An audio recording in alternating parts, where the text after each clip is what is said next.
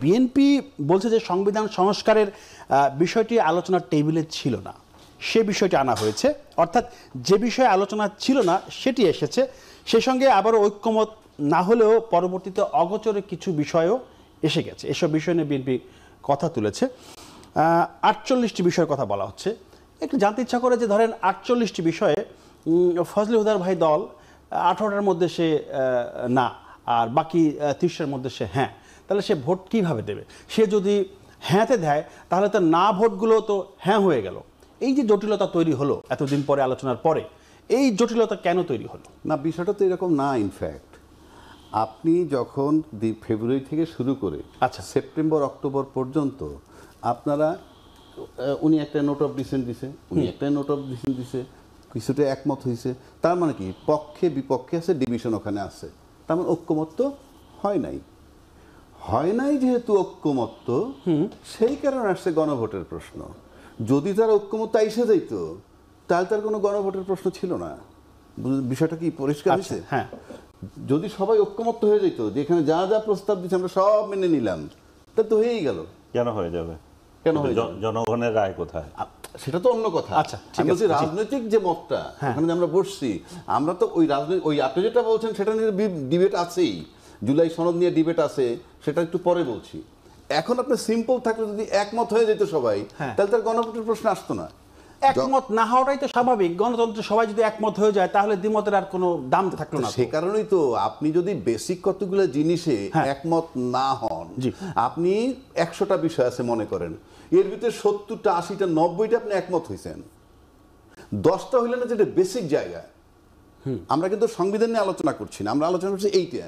তো ভাইটাল কতগুলো জায়গায় যদি আপনি একমত না হন তাহলে তো কিছুই হলো না।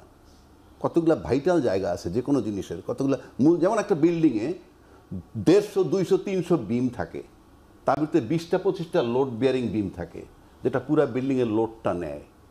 এই লোড বিয়ারিং বিম যদি ভালো না হয়, পুরো বিল্ডিংই ভালো হবে না। সুতরাং আপনি ওই যে আমরা এতদিন শুনছি এইটা একমত হয়েছেন, ওইটা একমত হয়েছেন, তার 84টার মধ্যে 60টা হয়েছি, এখন মনে হয় যে বুলশিট, বেসিক জায়গায় কিছু হয় নাই। এখন যেহেতু আপনি গণভোটে যাবেন, সিম্পল প্রশ্ন, জুলাই সনদ বাস্তবায়নের বিষয়, সুতরাং এখানে হ্যাঁ বা না, এখানে ওগুলো আর থাকবে। নোট অফ ডিসেন্ট, আপনি কি 84টায় জনগণ ভোট দিবে? ওই হ্যাঁ দিছে, এটা আমি না দিলাম, হ্যাঁ এটা হয় না। এই জন্য গণভোটে যাইতেছে হ্যাঁ বা না। এখন যদি হ্যাঁ বা না হইলে ধরে নেন আপনি জুলাই বাস্তবায়ন যে আইনটা, মানে কি সরি বাস্তবায়ন, সনদ বাস্তবায়ন, ভিতরে লেখা আছে কিন্তু সংবিধান সংস্কার 2025।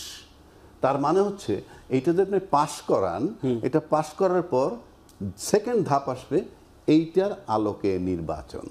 যদি প্রশ্ন করেন কেন, যে দাবি করছেন, আনিস ভাই দাবি করলো ফর এক্সাম্পল যে আগে গণভোট, আচ্ছা, উনি দাবি করলেন গণভোট আর নির্বাচন একসাথে। আগে কি তাহলে গণভোট আগে? হ্যাঁ, জাতীয় নির্বাচন আগে না গণভোট আগে হবে? সেটাই তো, এটা জামাত দাবি করতেছে নভেম্বরে, হ্যাঁ তারা দাবি করছে, বিএনপি চাচ্ছে একই দিনে। আমি তো সেটাই বলছি, আমি তাদের নাই, যে যার মতে চাইবে, কিন্তু দুইটা যদি একসাথে চান একই দিনে, নির্বাচন করতেছেন কোন আইনে? নির্বাচনটা হচ্ছে কোন আইনে সেটা তো বলতে হবে, কারণ এর আগে তো তফসিল দিতে হবে।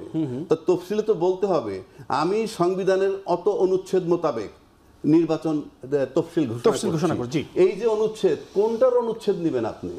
আপনি বলতে হবে তো কোন সংবিধানের কোন অনুচ্ছেদ। যদি বলেন যে এক্সিস্টিং যে সংবিধান আছে তার অনুচ্ছেদ মোতাবেক আপনি দেন, তাহলে সেই সংবিধানে তো বলা আছে সংসদ ভেঙে যাওয়ার 90 দিনের মধ্যে নির্বাচন। কিন্তু এখন তো বিশেষ পরিস্থিতির কারণে সেটা হয় নাই। বিশেষ বলতেছি আমি, বিশেষ পরিস্থিতির কারণে হয় নাই। তাহলে আপনি যদি ওই সংবিধানের দোহাই দেন, ওই সংবিধানে কি বলা আছে যে বিশেষ পরিস্থিতি থাকলে যখন মন চায় তখন করবেন? বিশেষটা বলা নাই, কিন্তু কি করণীয় আমি বলতেছি বিশেষ পরিস্থিতির কারণে আরো 90 দিনের কথা বলা আছে, তাহলে 180 দিন।